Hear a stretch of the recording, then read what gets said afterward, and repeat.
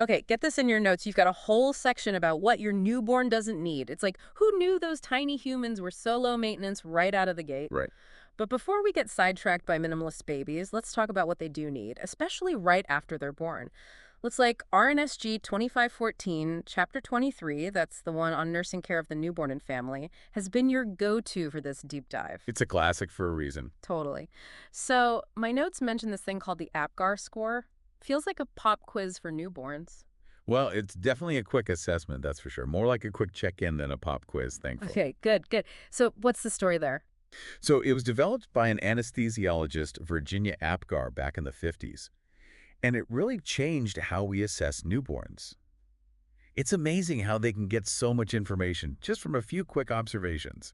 Yeah, you're looking at things like their heart rate, breathing, and color, right? All in the first minute or two after they're born, from what I remember. Exactly. Heart rate, breathing effort, muscle tone, reflexes, and color. They score each one from 0 to 2 and then add it all up. Makes sense. So a higher score means baby's doing better, right? Exactly. A score of 7 or higher means the baby is generally doing well. A lower score might mean they need a little extra help, like maybe some oxygen or help with breathing. Got it. Now, what about gestational age? I feel like people throw that term around, but what does it actually tell us about a newborn's needs? It's about timing, but it's more nuanced than just how many weeks early or late a baby is born. We use it to figure out the specific needs of each newborn based on when they decide to make their grand entrance. And we classify them as AGA, LGA, or SGA. Okay, break that down for me. Sure. AGA is for babies who are appropriate for gestational age, basically. They're right on track size-wise. LGA babies are large for gestational age, and SGA babies are small for gestational age. So AGA is like the right on schedule group. Precisely. What about the LGA and SGA babies? Are there any curves they might throw our way? Good question. LGA babies, so the bigger ones sometimes have a harder time regulating their blood sugar. Interesting. Yeah, and that can make them a little sleepier and not as interested in feeding. And then on the other end of the spectrum, you have SGA babies. Since they're smaller, they might need a little extra help staying warm and getting enough to eat. Makes sense they haven't had as much time to build up those reserves. Exactly. It's all about providing the right support based on their individual needs. Yeah. Fascinating. Now, speaking of those early arrivals, I saw this funny term in my notes, the great imposter. What's that all about? Ah, yes. That refers to our late preterm infants. Late preterm. So those are the babies born a few weeks early, but still pretty close to their due date. Exactly. They can be a bit deceiving because they often look healthy and full term, but they can still be at risk for some of those same challenges as our SGA babies, breathing problems, feeding difficulties, and even jaundice. So they're like those babies who try to skip ahead a few grades in school but haven't quite mastered all the material yet. They might look the part, but they still need a little extra support. That's a great way to put it. Okay, so we've established that gestational age is more than just a number. But let's unpack those classifications a bit more. Early term, late preterm, and post term. What are the key things to remember about each, and what makes them so distinct? You're right, those classifications are key. Think of early term babies as those who just couldn't wait to join the party a couple of weeks early. They're usually between 37 and 39 weeks. They often do well, but we keep a close eye on things like temperature regulation and feeding just to make sure they're thriving. Makes sense. And then we have our late preterm babies, the great imposters, who might need that extra TLC to overcome those potential hurdles. Right. And then there are the post-term babies born after 42 weeks.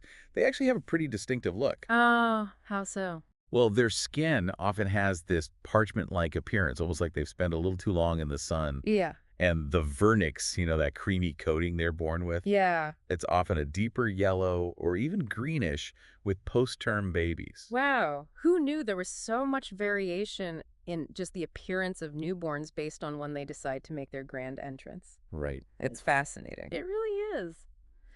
But speaking of things that can be surprising, with all newborns, there's always that worry that something might not be quite right, regardless of when they're born. What are some common issues that can pop up in those first crucial hours and days after they're born? That's true. Even with the best care, there can be little hiccups along the way. One area we're always watching carefully is birth injuries. Birth injuries? That sounds a little scary. What exactly are we talking about? I know, it's natural to worry. But the good news is most birth injuries are minor bruising, swelling, things like that. They usually heal quickly with a little time. Okay, that makes me feel a little better. But what about things like fractures? I know those can happen sometimes too, right? You're right, fractures can happen, especially with larger babies. Like those LGA babies we were talking about earlier. Exactly. The clavicle, that's the collarbone, is the most common fracture we see. Makes sense.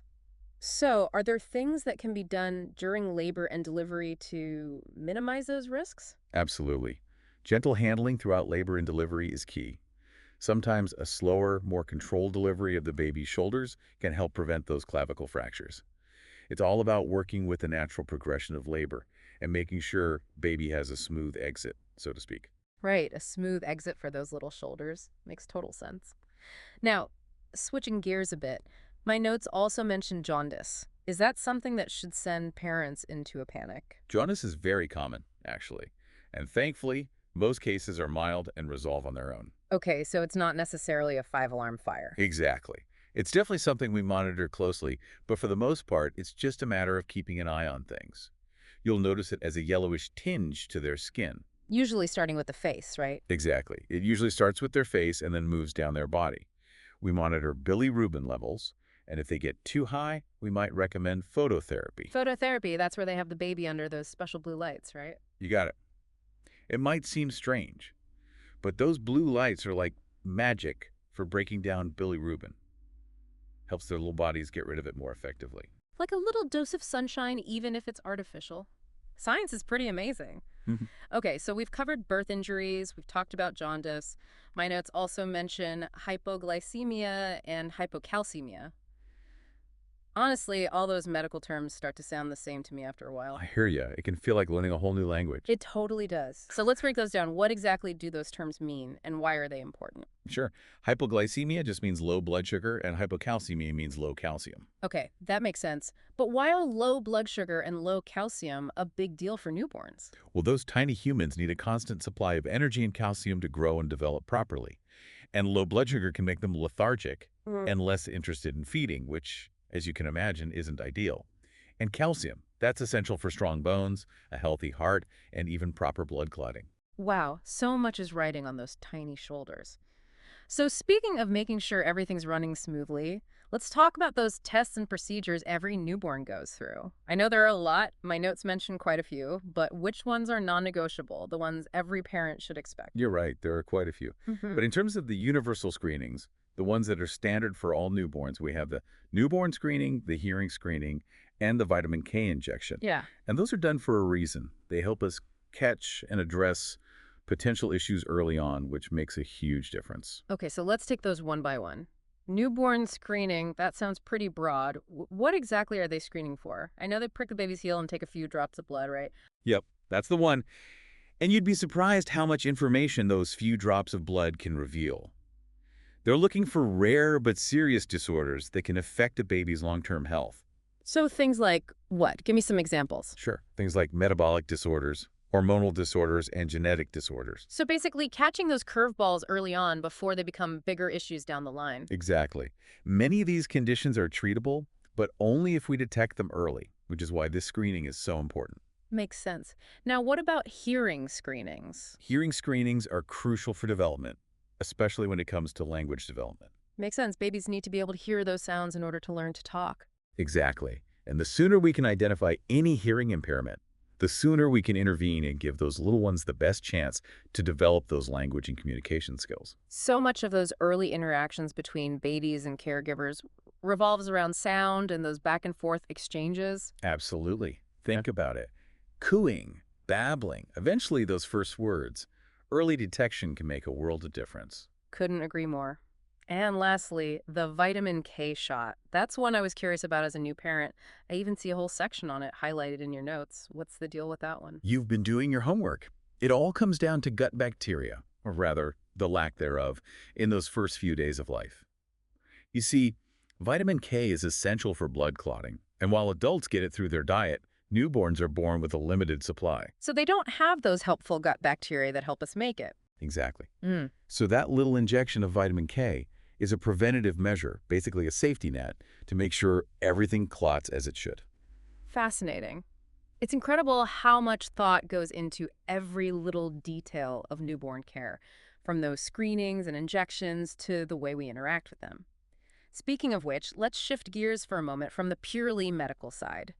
Your notes also talk about the emotional well-being of both baby and parents. Right. It's not just about the physical stuff. It's about fostering that bond and creating a sense of connection right from the start. Exactly. So, what are some of the things that stood out to you on that front?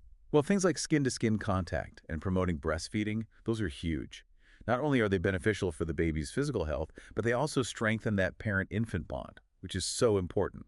Skin to skin, that's where they place the baby directly on the mother's chest. Exactly. It helps regulate the baby's temperature, their heart rate, even their blood sugar. And for the parent, it releases all those feel-good hormones that help with bonding and attachment. So it's a win-win for everyone involved. And breastfeeding, I know that also has a ton of benefits for both baby and parent. Absolutely. Breast milk is like liquid gold. It's full of antibodies and nutrients that are perfectly tailored to meet a baby's needs. But beyond that, it's also about that close physical contact, that sense of warmth and security. It's incredible how those simple acts of closeness can have such a profound impact. But what about for parents who might be feeling a little overwhelmed or unsure about how to interact with their newborn? I bet those first few days at home are a whirlwind, even with all the preparation in the world. So, what can parents do to feel more confident during that transition besides just ride the wave? You've got to trust your instincts. You'll be amazed how quickly you learn your baby's cues, what they need, when they need it. But remember, those nurses, they're a goldmine of information. Don't be afraid to ask questions, even if you think they're silly. It's like having a safety net, right? Knowing you can call for backup anytime, day or night. Okay, so what about the actual day-to-day care? Feeding, diapering, all that good stuff. What are the essentials there? The foundations. Feeding is huge, of course. Those tiny tunnies need frequent refills, whether it's breast milk or formula. How often are we talking? Think 8 to 12 times in a 24-hour period. And don't be alarmed if there's spitting up a bit. It comes with the territory. Got it. And diapers, I remember feeling like I was changing a million a day. Anything specific parents should be looking out for there?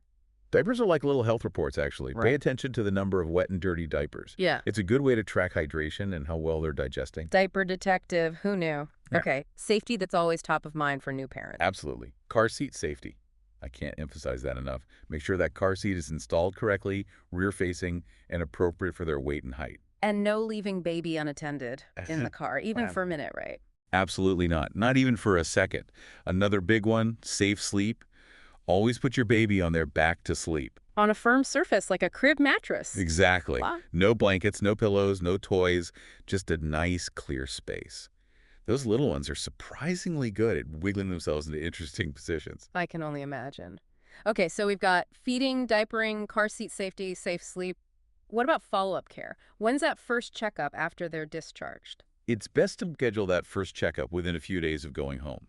It's a chance for the doctor to check their weight, make sure they're feeding well, and answer any questions the parents might have. That peace of mind is invaluable for new parents, especially when it feels like there's so much to remember. We've covered so much ground in this deep dive. It's incredible how much goes into those first few days and weeks of a newborn's life. As we wrap up, is there anything that really surprised you when you first started working with newborns, something that most people might not expect? You know, people often underestimate just how aware those little ones are. From day one, they're soaking up information through their senses. And their senses smell. Amazing. They can recognize their mother's scent almost immediately. Wow, that's incredible. Really drives home the power of that mother-baby bond. Well, on that heartwarming note, we've reached the end of our deep dive. For all you new parents out there, trust your instincts, lean on your support system, and remember to cherish these moments. They really do fly by. They really do enjoy every minute of it.